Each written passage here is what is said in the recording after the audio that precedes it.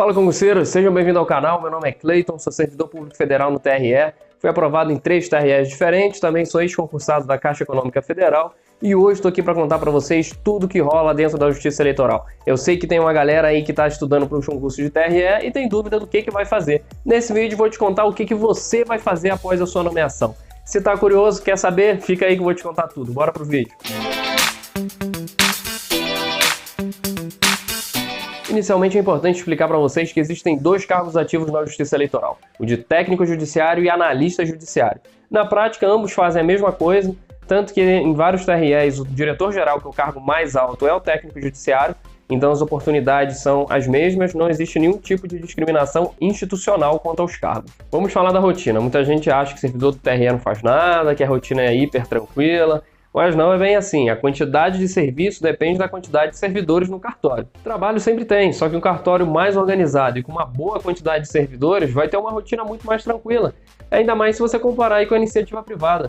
Os cartórios que eu passei sempre foram bem organizados, então o trabalho também fica. Mas deixo claro aqui para vocês que essa não é a realidade em todo o cartório. Então isso daí varia muito dentro do próprio estado e ainda mais entre os diferentes TREs. O ritmo de trabalho é sazonal, então inicialmente vou falar para vocês aquele tipo de trabalho que a gente sempre tem, que são as operações no cadastro eleitoral, como revisão, segunda via, emissão de primeiro título e transferência. Esse é um trabalho mais padronizado e repetitivo, porque é basicamente atender o eleitor, ver se ele cumpre os requisitos e dar o comando no sistema. Se o cartório tiver boa quantidade de requisitados estagiários, normalmente é eles que fazem esse tipo de atendimento.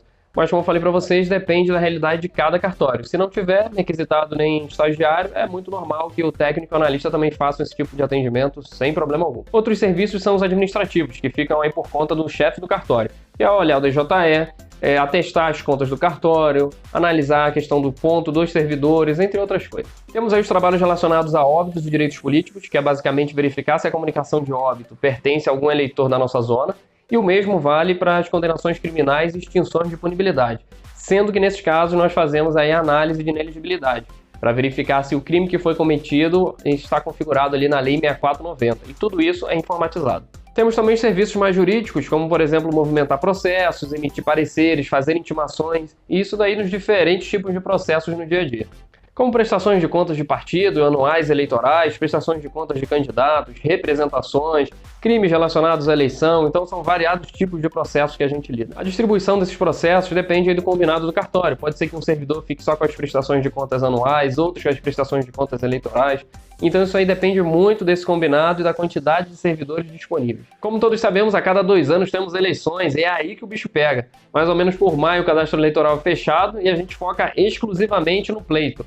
E é um processo gigantesco, porque temos que requisitar locais de votação, requisitar carros, convocar mesário, convocar motorista, fazer vistoria no local de votação, fazer treinamento para mesário, fazer reunião com a polícia, fazer reunião com o partido político. Então é um trabalho gigantesco. Vocês não têm ideia do quanto que é trabalhoso para sair o dia da eleição. A eleição em geral é menos trabalhosa para o cartório porque vários processos ficam a cargo do TRE, como por exemplo registro de candidatura e prestação de contas eleitorais. Então o nosso trabalho é focado na logística do pleito. E ao mesmo tempo que realizamos todos esses procedimentos que eu falei anteriormente, a gente recebe a urna eletrônica.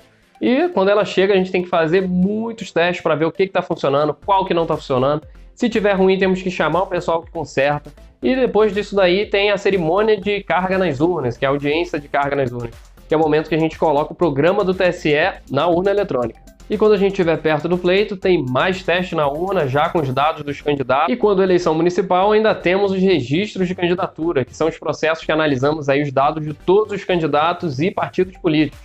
E são muitos, e o tempo é muito curto. Na eleição do ano passado, tivemos aí de 26 de setembro até 26 de outubro, ou seja, um mês para analisar e julgar uns 300 processos. E fora o período eleitoral, que é uma bagunça, uma loucura, como vocês sabem, é direito de resposta, é propaganda irregular, é briguinha entre candidatos, então a gente tem que ter muita paciência nessa época. E depois da eleição temos aí os processos de prestação de contas dos candidatos. Só que o importante mesmo são dos eleitos, porque esse tipo de processo deve estar julgados aí antes da diplomação, porque caso algum candidato não tiver prestado as contas, ele não pode ser diplomado no cargo. Com esse tanto de trabalho que eu falei para vocês, no período eleitoral o cartório não fecha, fica aberto aí de domingo a domingo. Agora, se você vai trabalhar de domingo a domingo ou não, isso aí depende do desenrolo de cada cartório, porque normalmente se faz aí algum tipo de revezamento para ter pelo menos um dia de folga na semana, porque senão fica difícil o trabalho. E, obviamente, não preciso nem falar para vocês que tem horas extras, né? Muitas horas extras.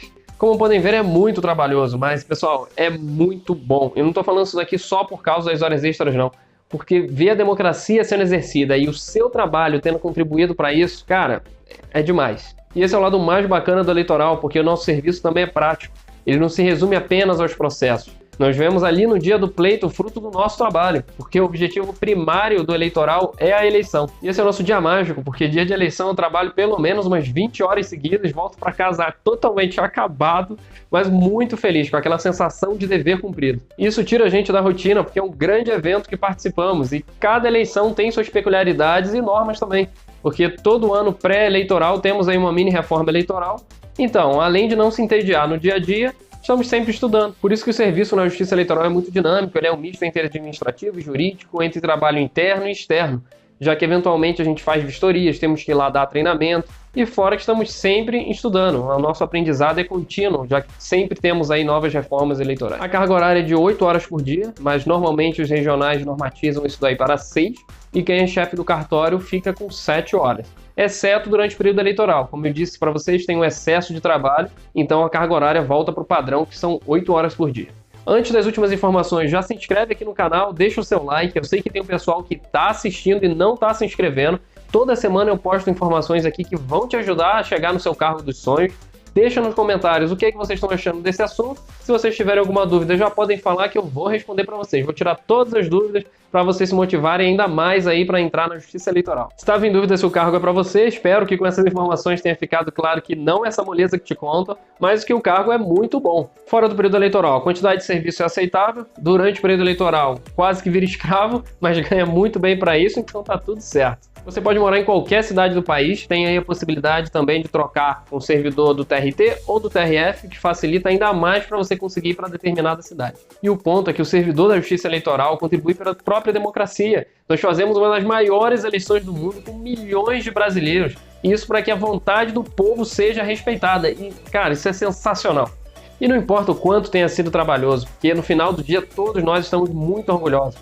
Porque sabemos que mais uma vez o povo brasileiro pôde eleger seus representantes. E quando você for nomeado, também vai fazer parte disso. Você vai poder dizer que o seu trabalho fez a diferença pela liberdade e pela democracia no Brasil. Bons estudos a todos, eu sei que a caminhada é árdua. Eu espero que com essas informações vocês possam se motivar ainda mais em busca do cargo dos seus sonhos. Não desistam. Sigam aqui também no Instagram, tá na descrição para vocês. Lá eu sempre posto dicas exclusivas para te ajudar na realização do seu sonho. Até a próxima, galera. Valeu!